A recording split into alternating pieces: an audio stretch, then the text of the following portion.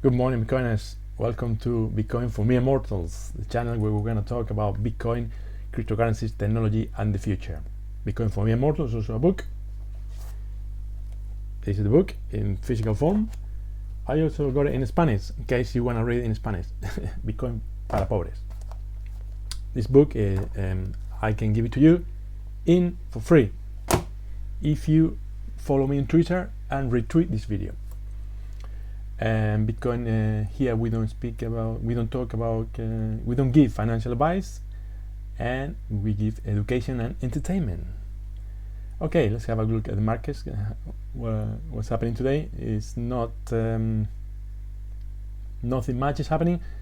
Bitcoin just lost 43,000, but it's almost, I think it will recover today from that, but nothing's happening.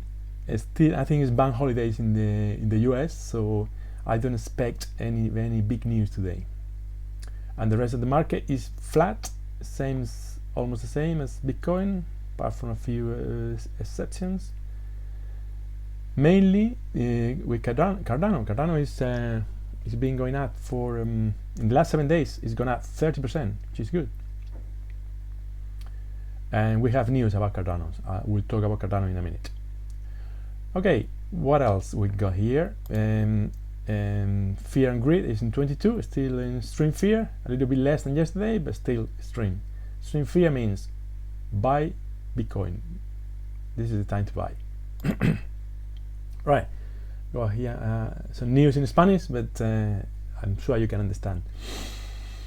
By the way, I made this video also in Spanish, so if you want to learn Spanish, maybe you can listen to me in Spanish. Although I'm difficult to understand even in Spanish, let alone in English, right? Basically, Arkansas is offering people that have some knowledge of technology, let's say web developers, crypto, blockchain developers, or anybody who has any technical skills. They're offering $10,000 if you move to Arkansas and work for in a related industry, and they give you a bicycle as well. So what's not to like, right? I'm thinking of moving there. Right. This graph from Glassnode, it tells you in the orange part is telling you how many of the investors in Bitcoin are short-term versus long-term. So the higher the curve, it means that there are more short-term investors than long-term. But right now, the short-term are very low compared to other times. So this basically what is telling us here is that we are now only 3 million coins, only 3 million Bitcoins are short term, so that people buy for speculation and they buy and sell, right? But the other 16 million in the market are for long-term investors, and they are not intending to sell anytime soon. So this is very good for the network and very good for the investment. Right, I got a couple of news from Africa. Like 4.8 million people in Kenya own cryptocurrency. That's very good news. But also in South Africa, 11.3, more than double. 11.3 people already have cryptocurrencies, 57% of which are holding Bitcoin. I think Africa has a bright future, same as Latin America. 12 years ago, the first node, the first client, Satoshi Nakamoto developed the first node client for Bitcoin, and 12 years later we have 50,000 nodes. That makes Bitcoin the fastest growing network, the most secure, the most diverse, and mainly the most decentralized. This is very, very good news for Bitcoin, and it's going to keep growing to 100,000, to 1,000,000, and everything. Okay, Cardano. Cardano is going up because finally they are doing something. They have released the DEX called SandySwap, and they are also selling. They're also doing stuff with smart contracts and also with the metaverse. They are selling. They have an app called Pavia, in which they're using to sell land. They're selling virtual land in the metaverse, and some people are buying, and it's about they're finally doing what all the others are doing. They're doing NFTs and smart contracts, dApps, and DEXs, which is finally they're here. It's low, but thanks to that, they are going up now in price, and people are getting optimistic. Hopefully, this will last, but I'm not 100% sure. I'm not 100% sure that it will. We'll see about that. Another project I want to tell you about is Near. Near protocol is growing very fast lately in price. Let's have a look. I think it's here. It's gone up 33% in 7 days and 129% in a month. That's a lot. So that's because they are attracting a lot of money for investments, and also, Near is just another protocol that layer 1 that are trying to compete in scalability, speed, and cost, transaction cost, with other currencies like Ethereum, Cardano, Solana, Luna, all that. There's a lot of competition there, but Near seems to be making a good strides there. Okay, what else we got here? About things about the metaverse. The metaverse is growing. The Australian Open is into the metaverse now. I don't know exactly what they're doing, but obviously they're gonna solve some tennis related stuff there in the metaverse. You might be able to buy rackets, or I don't know, or play with Djokovic. No, with Djokovic, because Djokovic is not in the Australian Open, and he's probably won't be even in the metaverse. So there you go. But these things, the metaverse is a bit of a fad in a way, but it has a lot of future. I just think that it's gonna take longer than we think, longer than most people think, because there's a lot of technology that it needs to be developed. But eventually, the metaverse is gonna grow higher. Another firm that's going into the metaverse is Walmart. Walmart is a giant supermarket, chain of supermarkets in the States, and it's actually the only one that can compete with Amazon. They are competing with Amazon, and they are not, I wouldn't say winning, but at least they're not losing, which is unusual. And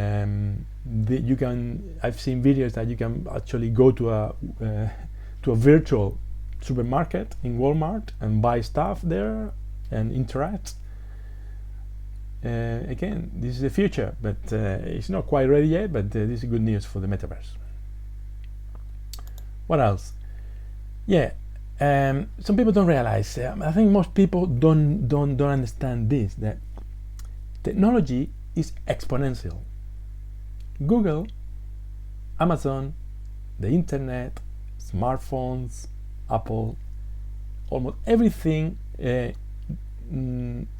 from the beginning to the end, they do an S. They do the curve, the growth curve is an S.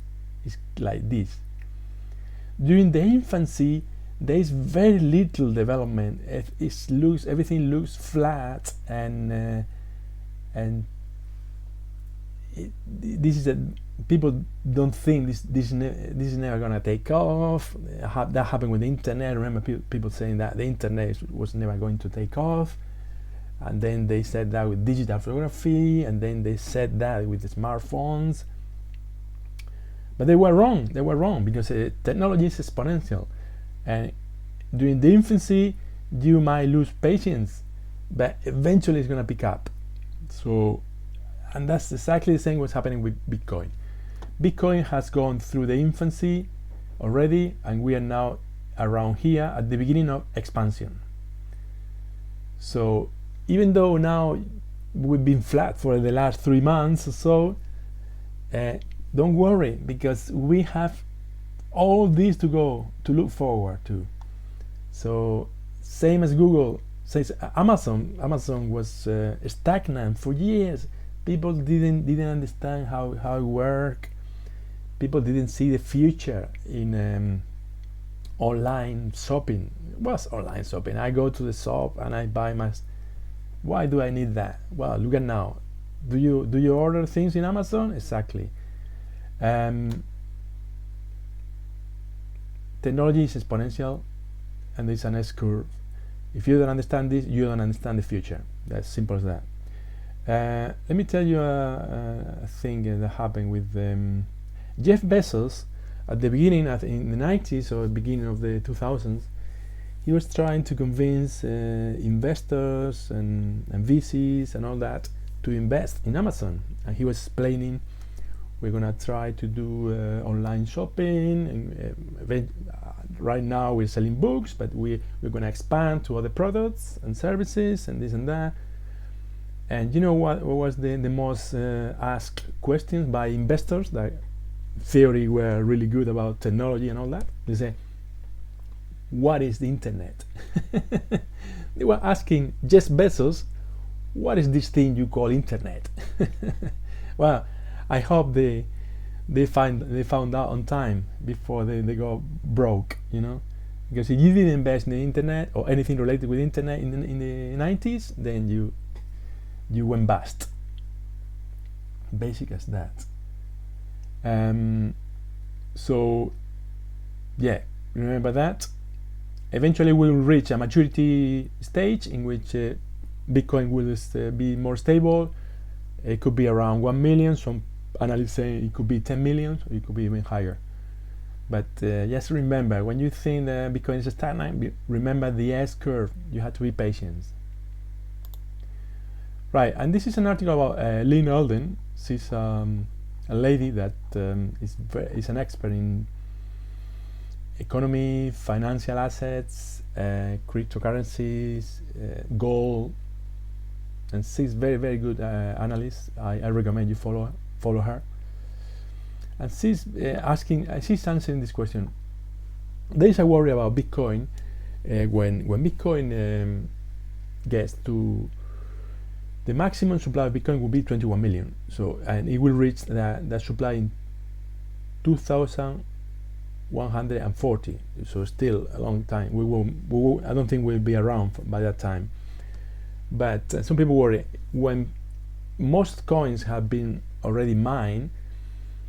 How are the miners gonna get their commission? How they still need to make money, otherwise they won't be able to secure the network. So this article is explaining how it will happen. Miners have two ways of making money. First, they mine Bitcoin. When they mine Bitcoin, they keep the Bitcoin, and they can sell it for a profit. Every Bitcoin now is 43,000, so it's a lot of money to make there. But also, every time you make a transaction, you already bought you Bitcoin from them or from an exchange, and you send it to somebody else to pay for something. They supervise the transaction, and they keep a small fee. That's another way. Some people, some analysts reckon that when all Bitcoin is mined, it won't be enough. It won't be enough money in the fees to pay for the network, to compensate the miners. But Lynn Alden says that it will be plenty of money, because by that time Bitcoin will be worth 1 million, probably more than that. So that if you keep in mind that the demand keeps growing and the supply is very scarce, so it will. This is the curve of how much Bitcoin is outside, is already in the market.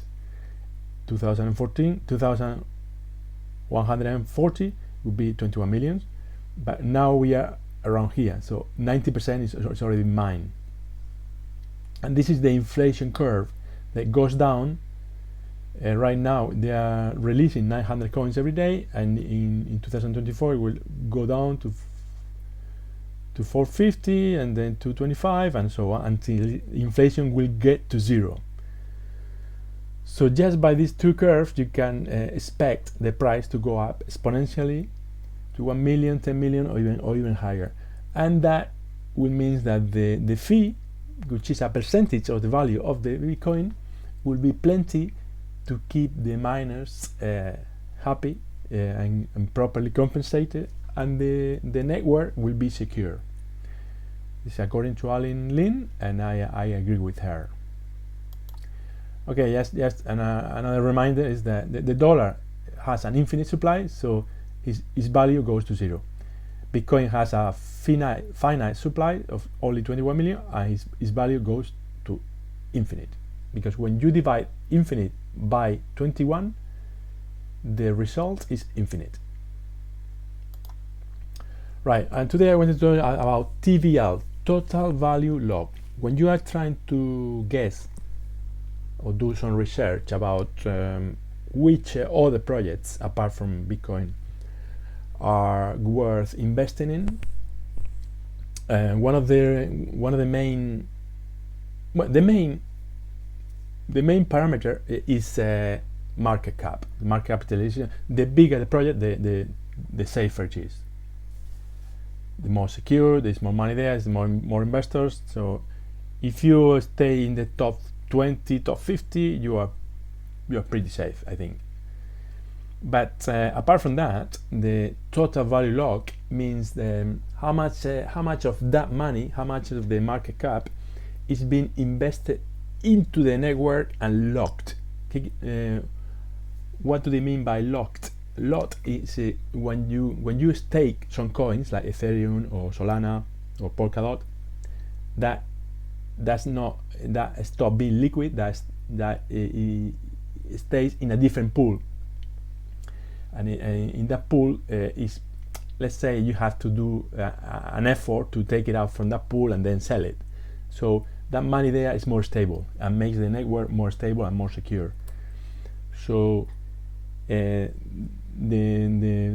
TVL is related to staking, is related to liquidity pools, related to futures and options, to leverage, and all the other ways the network use tokens to secure the network and to offer other projects, or to offer liquidity to other people, other investors, and for that you get a commission, or interest. You get a reward. So the highest value locked in the, apart from, Bitcoin doesn't count here because Bitcoin is not DeFi, but after Bitcoin, the TVL, the highest TVL is for Ethereum here in red. They have 145 billion. But the second one, this might come as a surprise to many, is Terra. Even though Terra is not the third currency at all, Terra is Luna. Terra is number 9, but it has more TVL than Ripple, Solana, USDC, ADA, USDT, and even BNB. So this is a very good way that shows that Terra is very good project, because most of the money that it has it locked. Specifically in the case of Terra Luna, it's because they have a stable coin, and people are staking a lot of money into the stable coin, which is called UST, and they're using it for transactions and then to do liquidity, do swaps between coins, get some interest, liquidity pools, and all that. So very interesting project. Apart from Ethereum is Terra Luna, and the third one is Binance Coin. Then we got Avalanche, and then Solana, and after that Phantom and Polygon. So there you go. TVL is something to keep in mind when you want to see how much money is locked, how solid and how stable is the project. So by looking at this graph, apart from Ethereum, obviously Ethereum has a bright future, but one of my favorites now is Terra Luna, because of the market cap, because it's growing, because they got their own stable coin, because they are not based in the States. I think the States have many problems with regulations at the moment, and I do like Luna. Luna is with the TVL so high, is very good project to invest. Anyway, let me just show you the last thing. Some people say that Bitcoin is not money, you cannot use it to buy anything, it's only a toy for the rich, it's like just an speculative, an investment tool, vehicle, but that's not true. Let me show you something. You can go to El Salvador with a little bit of Bitcoin, a little bit of Satoshis, and you can buy these delicious empanadas. I think that's what it is, and you can pay with Satoshis. And I don't think Karen is a very wealthy person. Karen is here. I don't think she's a very wealthy person at all. I don't think El Salvador is a very wealthy country at all. But it doesn't matter. You can still pay in Bitcoin, and you can pay for food in Bitcoin in one of the poorest countries in the world. So that means that you could pay soon. You will be able to pay with Bitcoin anywhere in the world. So this is all I got for today. Thank you for watching. Remember to comment, share, press the notification bell, and if you follow me on Twitter and retweet this video, I will give you an ebook for free. Thank you very much. I will see you tomorrow. Bye.